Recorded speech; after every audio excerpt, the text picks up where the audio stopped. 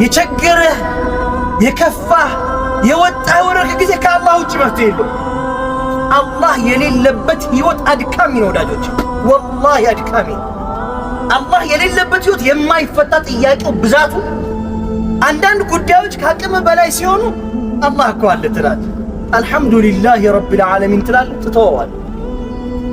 አላህ በራሱ መንገድ ያስተካክለዋል፣ በራሱ መንገድ። ታመህ መድኃኒት ያልገዛልህ የሞትክ ቀንማ የቀብሩ ሰዓት ስንት ሰዓት ነው እያለ እየጠየቀ ሊቀብርህ ይመጣል። ስትቸገር ያልደረሰልህ፣ ስትታመም ያልጠየቀ እመነኝ ሊቀብርህ የሚመጣ ግን ሰው አለ። ቀና ብለን አናይም እንጂ ቀባሪዎቻችን ብዙ ናቸው። አንድ ቀን እንለያያለን። ማንን ቀድሞ እንደሚሸኝ አላህ ነው የሚያውቅ። ሁላችንም እንለያያለን። የዛሬው ውበት አብሮ መቀማመጡ፣ አብሮ መብላቱ፣ ሐዘን ሲኖር አብሮ መተዛዘኑ፣ ደስታ ሲኖር አብሮ ማለት ነው መካፈሉ ይቀራል።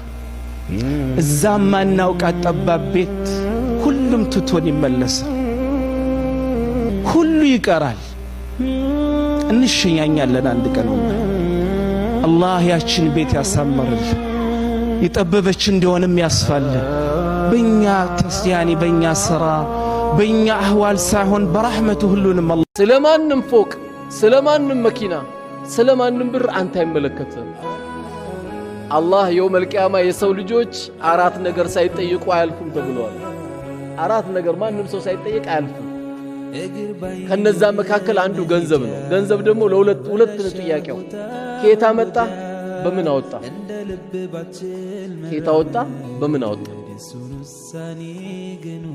አሁን ይህን ጥያቄ እንዴት ይመልሳል ሰው ልጅ? ይሄ ከባድ ነገር ነው።